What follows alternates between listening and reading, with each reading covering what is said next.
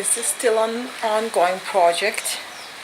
I'm still working on completing the knots at the bottom and adding the beads.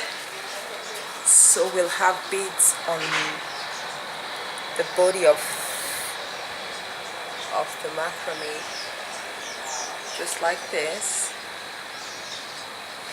So some of these are going to be just the regular strings, and then some of them are going to have the full and half knots. But it looks pretty so far.